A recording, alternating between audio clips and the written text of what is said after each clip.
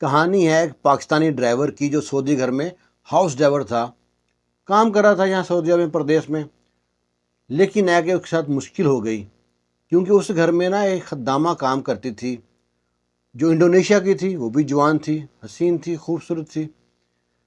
اب دونوں کو نا پیار ہو گیا۔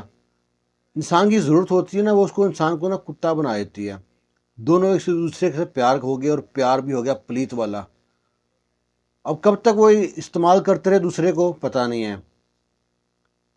تو کچھ دن بعد نا خدامہ کی حالت خراب ہوئی، طبیعت خراب ہونی شروع ہو گئی، الٹیاں کر رہی ہے، کہہ رہی ہے میرے جسم درد کر رہا ہے۔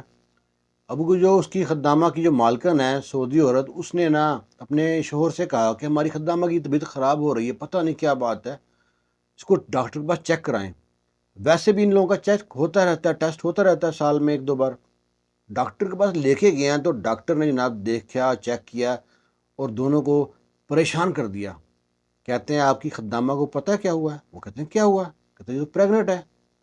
اب سعودی عورت اپنے شوہر کو دیکھتی ہے، وہ کہتا ہے اللہ کی بندی میرا کوئی ہاتھ نہیں ہے اس میں، اور ان کا شک سیدھا گیا وہ پاکستانی ڈرائیور پہ۔ گھر پہ آئے ہیں، پولیس کو کال نہیں کی، اس کو بلایا، کہا ہم پولیس کو بلا لیں گے، سچ سے بتا تو نے کیا کیا تو نے کیا، یہ تمہارا اس کا پیٹ میں جو بچہ پل رہا ہے تمہارا ہے؟ وہ کہتا ہے میرا وہاں تک ابھی ہاتھ نہیں پہنچا تھا، میں تو ابھی بس گلے ملنے تک تھا، بوسو کنار تک تھا، چمی چاٹی چل رہی تھی۔ کہتے ہیں نہیں۔ اب خدامہ سے پوچھے، خدامہ نا چپ۔ وہ اسی گھر میں ایک اور بندہ آتا تھا، وہ جو بچوں کو قرآن پاک پڑھا رہا تھا، وہ انڈیا کے تھے بھائی صاحب۔ ان کی قرت میں نا کمال کا جادو تھا، لیکن ہے کہ شیطان نے بہکا دیا ان کو۔ وہ بچوں کو قرآن پاک پڑھاتے تھے، انڈیا کے تھے بھائی صاحب، صوفی صاحب تھے، لمبی داڑھی تھی، عمر رسیدہ تھے۔ اس کو جو بلایا، اس کو 2-3 تھپڑ مارے، پوچھا تو وہ بک دیا سب کچھ۔ کہتا ہے شیطان نے بہکاوے میں ڈال دیا تھا۔ وہ کہتا ہے کب سے کر رہے ہو؟ عام طور پہ جو جتنی بار مرضی کیا انہوں کہتے ہیں بس 1-2 بار ہی کیا ہے۔ تو انہوں نے پولیس کو بلا لیا۔ پولیس کو بلایا تو پولیس نے دونوں کو، پاکستانی ڈرائیور کو اور جو قاری صاحب تھے انڈیا کے، ان کو دونوں کو اریسٹ کر لیا۔ اور قاضی صاحب نے فیصلہ سنایا کہ اس خدامہ کو پریگنٹی سے فارغ ہونے دو، پھر بچے کا ٹیسٹ ہوگا، ڈی این اے، اور ان دونوں کا ٹیسٹ ہوگا، جس کے ساتھ میچ ہوگا اس کو سزا دی جائے گی یا وہ شادی کرے گا، اس سے بچے کو اپنائے گا۔ اب جو پاکستانی ہے نا، وہ روتا ہے، چلاتا ہے، کہتا ہے مجھے معاف کر دو، میرا کوئی قصور نہیں ہے، میں نے کچھ نہیں کیا۔ اس کو جیل بھیج دیا۔ جیل میں وہاں پہ ایک بندہ اسے کہتا ہے تو اتنا کیوں چلا رہا ہے، وہ ٹیسٹ ہونے دو، سب نتارا ہو جائے گا، دودھ کا دودھ، پانی کا پانی ہو جائے گا۔ کہتا ہے نہیں، مجھے نا ڈر ہے، مجھے کسی اور جرم کی سزا یہاں مل نہ جائے۔ کہتا ہے کون سے جرم کی؟ کہتا ہے میں نے ایک جرم پاکستان میں کیا تھا۔ اب وہ شروع ہوتی ہے کہانی پاکستان کی۔ بینش جو ہوتی ہے نا، اس کی خالہ کی بیٹی ہوتی ہے۔ جو لڑکا انڈیا جو پاکستان میں جو لڑکا سعودی عرب میں ڈرائیور ہے نا، اس کی کزن تھی بینش۔ وہ اس کے گھر جاتی ہے رہنے کے لیے، چھٹیاں ہوتی ہیں، وہ بھی جوان تھی۔ اس کی دوستی ہو جاتی ہے ہمسائے میں ایک لڑکی تھی گلناز، اس سے دوستی ہو جاتی ہے۔ گلناز بہت ہی پیاری، بہت خوبصورت اور گھریلو لڑکی تھی، گھر کے سارے کام کاج کر لیتی تھی، بڑی سگڑ تھی، بلا کی خوبصورت تھی۔ لڑکی کو نا جو گلناز کو پسند آ گئی، کہتی ہے کہ نا وہاں سے اپنے گھر آئی، اپنی ماں سے کہتی ہے کہ خالہ کے ہمسائے میں ایک لڑکی ہے، بہت اچھی ہے، بہت پیاری ہے، بھائی کا رشتہ ڈھونڈ رہے ہیں نا، اس کو ہم بھابھی بنا لیتے ہیں۔ ماں کہتی ہے میں جاؤں گی نا، پھر دیکھوں گی، پھر فیصلہ کریں گے۔ لو جی، ماں جاتی ہے، 5-6 مہینے بعد جب جاتی ہے تو ادھر جو بینش انتظار میں ہوتی ہے کہ ماں آئے گی، کیا بتائے گی، اچھی لگی نہیں لگی، گلناز کیسی ہے کیسی نہیں ہے۔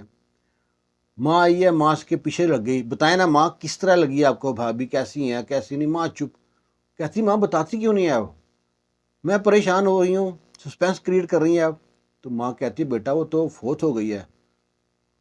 گلناز فوت ہو گئی ہے؟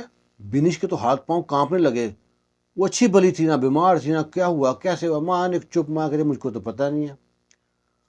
اب بینش نے فون کیا اپنی کزن کو جو گلناز کی ہمسائی تھی کہ گلناز کو کیا ہوا تھا، کیسے فوت ہو گئی۔ وہ کہتی ہے میں چند دنوں میں تمہارے پاس آؤں گی، تمہارے شہر میں بیٹھ کے گپ شپ کریں گے، فون پہ کرنے والی بات نہیں ہے۔ وہ کہتی ہے اچھا۔ اب وہ انتظار میں کہ کب میری کزن آئے گی، انتظار بڑھتا گیا۔ 3-4 دن میں جب وہ آئی ہے، اس کو لے کمرے میں چلے گی، بتاؤ نا گلناز کیسے فوت ہوئی ہے۔ کہتے گلناز کا پتہ نہیں کب سے چکر چل رہا تھا میرے بھائی سے. کہتا جس دن سے بھائی نے یہ حرکت کی مجھے پتہ لگا نا، میں نے کبھی بھائی سے بات نہیں کی، حتیٰ کہ بھائی سعودی عرب چلا گیا میں پھر بھی کوئی سے بات نہیں کرتی. کہتی ہوا کیا تھا مجھ کو بتاؤ نا. کہتا نہیں گلناز کو پتہ نہیں کیا ہو گیا، وہ بھائی کے پیار کے چکر میں پڑ گئی. جو میرا بھائی تھا نا وہ تو لفنٹر تھا، کبھی اس پھول کو سونگتا تھا کبھی اس پھول کو سونگتا تھا. اس نے کئی سہیلیاں بنا رکھی تھی، تو یہ اس کے چکر میں پاگل ہو گئی اور پیار میں جناب یہ سب کچھ کر بیٹھے جو پلید کام ہوتا ہے. اور وہ پریگنٹ ہو گئی. جو وہ پریگنٹ ہوئی، جو پہلے بھائی نے سے وعدے کیے تھے میں شادی کر لوں گا یہ کر لوں گا، وہ کہتا نا نا نا نا نا، تمہارے پتہ نہیں محلے میں کس کے ساتھ چکر ہے، یہ پتہ نہیں کس کا پیٹ میں بچہ لے کے گھوم رہی ہو، خبردار جو میرا نام لیا تو دفعہ ہو جاؤ یہاں سے. اس کو دھکے دے گھر سے نکال دیا. اس نے گلناز سے کہتی ہے مجھ سے بات کی کہ میں تمہارے بھائی نے میرے ساتھ یہ کیا، آپ مجھے دھکے دے کے نکال رہا ہے، تم بات کرو.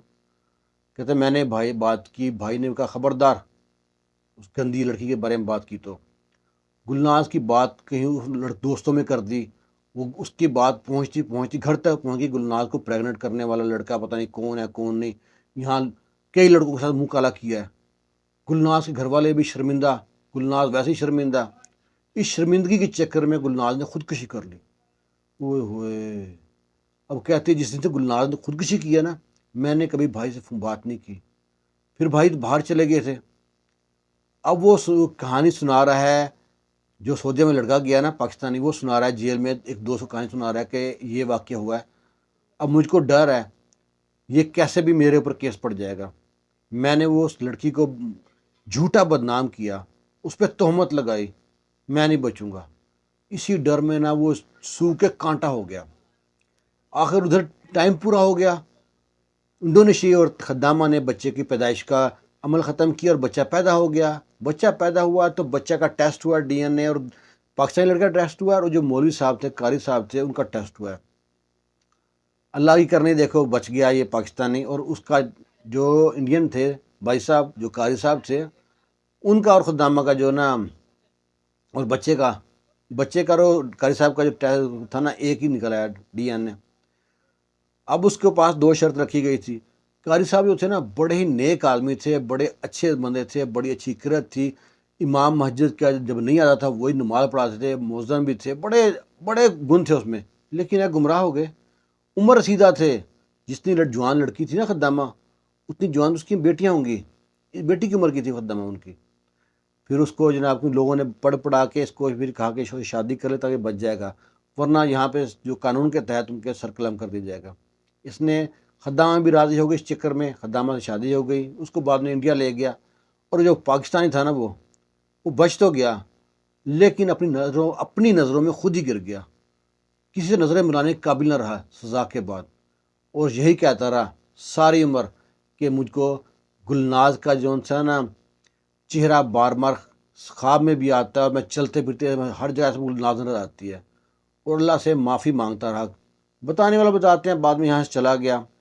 جو میں آپ کو چھوٹی موٹی یہ سناتا ہوں نا کہانیاں، تقریباً 90% یہ حقیقت پہ مبنی ہوتی ہیں، حقیقی کہانیاں ہوتی ہیں. ان میں تھوڑی بہت ہی میں جو انسان آگے پیچھے چینجنگ کرتا ہوں، بائی کہانی سچی ہوتی ہے.